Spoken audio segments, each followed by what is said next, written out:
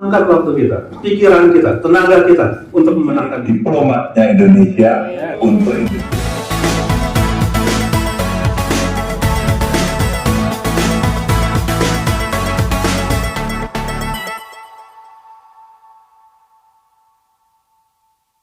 Jadi bukan pesta demokrasi.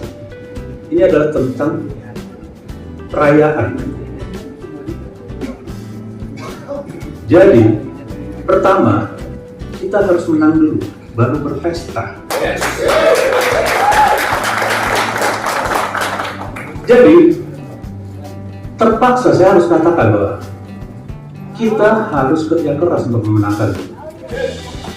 Harus luangkan waktu kita, pikiran kita, tenaga kita untuk memenangkan itu. Baru kita pesta. Nah, bagian dari kerja-kerja tersebut adalah di Extravaganza ada namanya tim 8 yang sudah 3 bulan bekerja untuk mempersiapkan tentang sebuah gagasan yang disebut 8 gagasan Extravaganza. Nah, ini berurusan dengan ekonomi kreatif. Jadi saya bangga sekali di tim 8 ada Mas Kadri, ada Mas Budi, ada Ferdi, ada Febri, ada Mbak Tamara juga. Jadi mereka itu rapat terus-menerus untuk mempersiapkan 8 gagasan Extravaganza. Dan itulah tujuan kita rapat hari ini, rapat kerja perdana Extravaganza, yaitu nanti kita akan memutuskan 8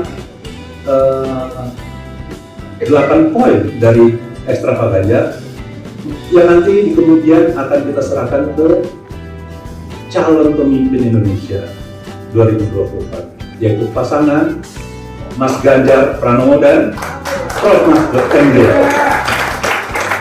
Oke, nggak banyak-banyak dengan mengucapkan Bismillahirrahmanirrahim. Rapat kerja ini resmi dibuka. Bukan tentang kita semua di sini, tapi tentang Indonesia. Assalamualaikum warahmatullahi wabarakatuh. Kawan-kawan, untuk sedikit bersabar ya, karena saya akan memberikan sambutan kira-kira setengah hari. Setengah hari ini cukup untuk bisa menjelaskan semua persoalan. Terima kasih Mas dan kawan-kawan para relawan yang hari ini hadir. Saya doakan biar semuanya, saya doakan tetap semangat, saya doakan tetap kreatif. Ada beberapa poin penting tentu saja. Extravaganza ini betul-betul memberikan ruang inspirasi. Yang pertama adalah ketika kemudian banyak orang ingin berkreasi, di mana tempatnya. Bahkan ngomong politik itu ngomong kegembiraan, ngomong politik itu juga ngomong seni, ngomong politik juga ngomong nasib seniman. Ada juga nasib para kreator yang banyak sekali talentanya dan kemudian sudah diterima oleh masyarakat. Beberapa anak muda sering bertanya, Pak, kami takut dengan masa depan kami karena robot-robot akan menggantikan kami. Tidak terlalu salah di pernyataan itu, namun demikian saya ingatkan, jangan lupa ya, robot itu yang membuat kita. Maka artinya apa? Kita tidak boleh kalah sama robot. Ketika robot kemampuannya lebih tinggi, rasanya kita manusia juga harus berkreasi lebih banyak lagi, berinovasi lebih banyak lagi. Belajarnya tidak pernah berhenti, dan itulah kemudian interaksi-interaksi yang mesti dilakukan dengan siapapun. Katanya belajar yang baik itu ya terus-menerus kepada siapapun. Itulah yang kemudian kita harapkan proses kreatif ini muncul. Ada juga yang bertanya begini, kami punya talenta hebat tapi kami nggak punya fasilitas. Maka saya selalu tawarkan, mau nggak ada kreatif hub yang bisa menampung bakat-bakat kalian, yang bisa memberikan ruang ekspresi kalian. Tentu saja ketika kemudian disambut, ya oke, gitu ya. Dan banyak kemudian kawan-kawan menyambut cerita itu dengan ide-ide yang brilian. Yang mau bisnis, mau menjadi social trainer, ingin jadi atlet e-sport, atau barangkali mau jadi seniman, musisi dan sebagainya, pengarang lagu, desainer, gamers dan sebagainya. Pokoknya banyak sekali.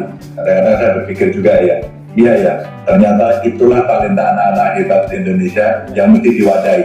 Dan kalau kemudian hari orang-orang akan makin peduli pada bumi, orang akan makin bersikap positif pada bumi. Artinya apa?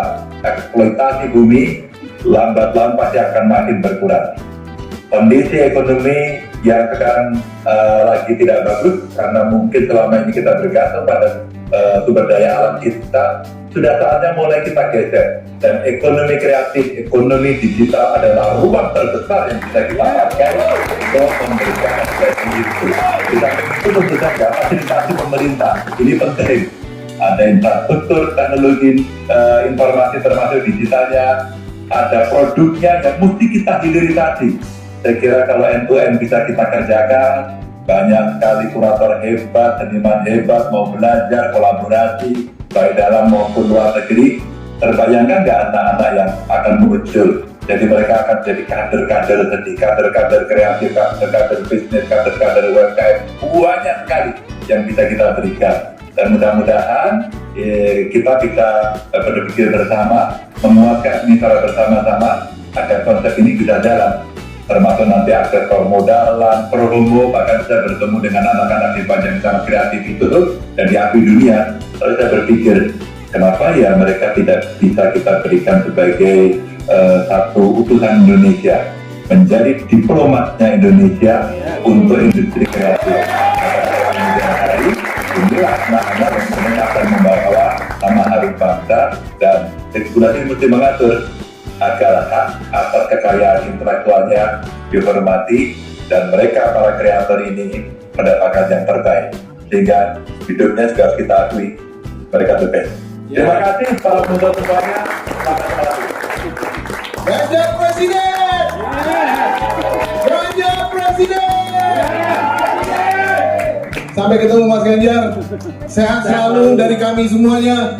Mari kita berikan tepuk tangan yang meriah untuk Ganjar Pranowo, Presiden Republik Indonesia 2024. Ganjar Pranowo. Ya, terima kasih. Silakan duduk kembali.